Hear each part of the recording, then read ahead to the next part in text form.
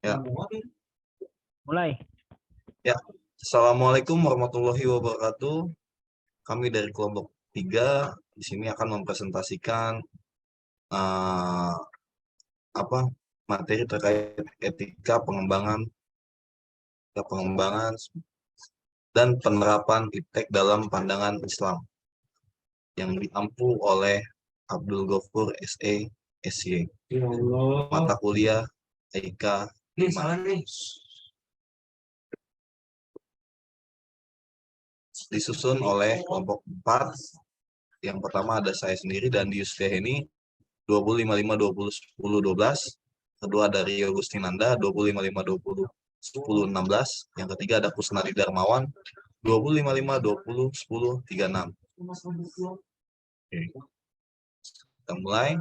Sinergi ilmu dan pengintegrasiannya dengan nilai dan ajaran Islam. Integrasi sinergis antara agama dan ilmu pengetahuan secara konsisten akan menghasilkan sumber daya manusia yang handal dalam mengaplikasikan ilmu yang dimiliki dengan diperkuat oleh spiritual yang kokoh dalam menghadapi kehidupan. Yang kedua, integritas iptek dan agama memiliki nilai penting untuk menghilangkan anggapan antara agama dan iptek adalah dua hal yang tidak dapat disatukan.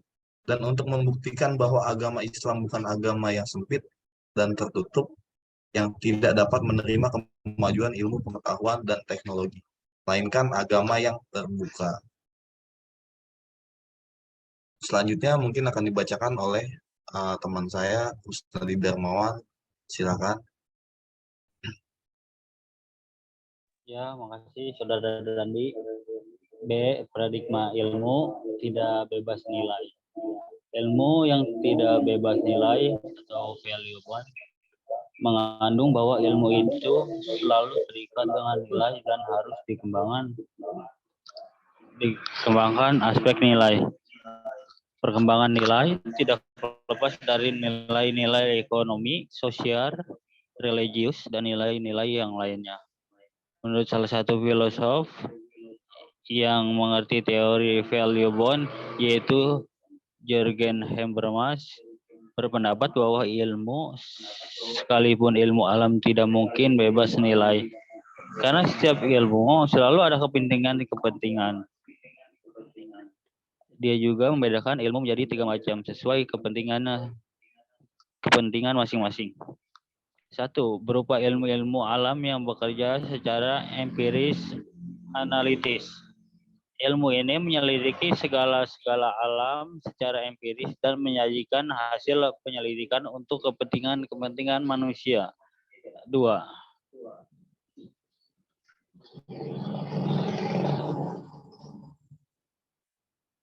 Gue akses dulu, kasih akses.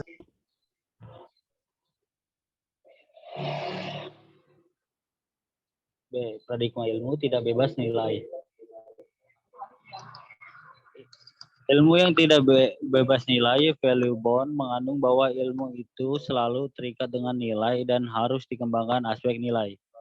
Perkembangan nilai tidak dapat dari nilai-nilai ekonomi, sosial, religius, dan nilai-nilai lainnya. Menurut salah satu filosof yang mengerti teori value bond, yaitu Jürgen Habermas, berpendapat bahwa ilmu sekalipun itu alam tidak mungkin bebas nilai. Karena setiap ilmu selalu ada kepentingan. Dia juga membedakan ilmu menjadi 3 macam sesuai dengan kepentingan masing-masing. 1. Berupa ilmu-ilmu alam yang bekerja secara empiris, analitis. Ilmu ini menyelidiki gejala-gejala alam secara empiris dan menjadikan hasil penyelidikan untuk kepentingan manusia. 2. Tidak menyelidiki sesuatu dan menghasilkan sesuatu, melainkan memahami sesama manusia sebagai makhluk sosial, memperlancar hubungan sosial atau interaksi. Sedangkan kepentingan yang dikejar oleh pengetahuan ini adalah pemahaman makna. 3.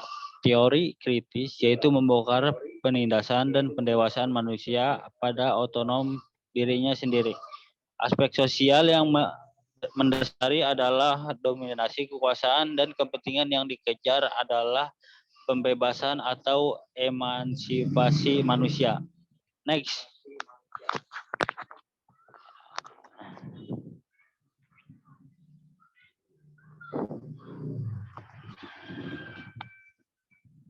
Next.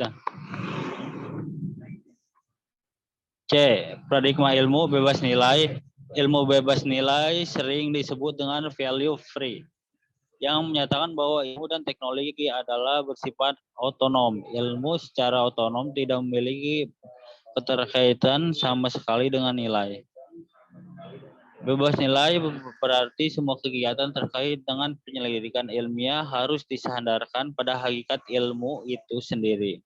Ilmu menolak campuran tangan faktor eksternal yang tidak secara hakiki menentukan ilmu itu sendiri. George Morgan menyatakan bahwa ada 3 faktor sebagai indikator bahwa ilmu itu bebas nilai, yaitu 1. Harus bebas dari pengendalian nilai.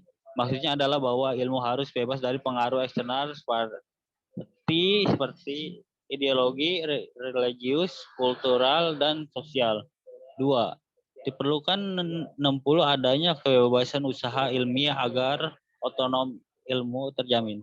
Kebebasan di sini menyangkut kemungkinan yang tersedia dan penentuan diri.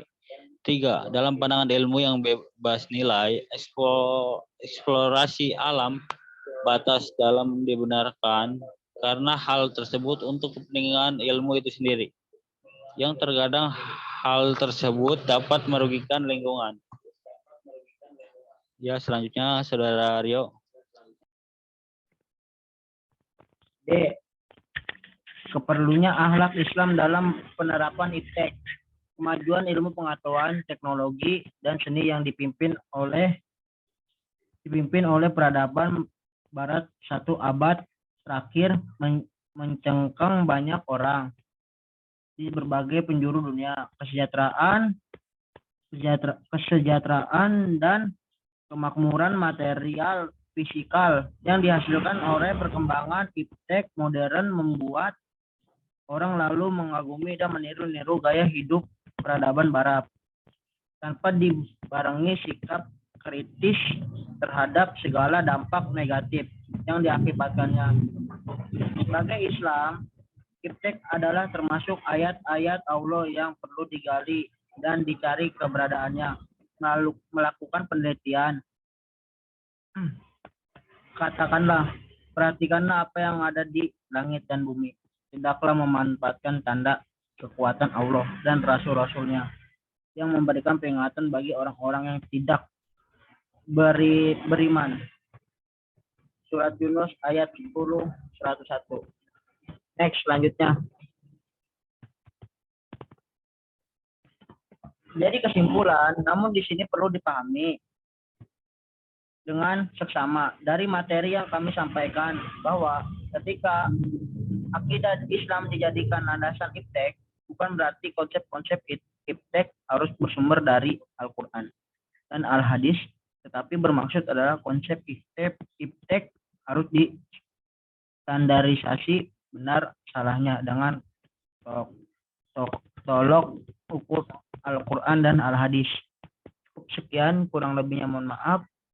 Assalamualaikum warahmatullahi wabarakatuh.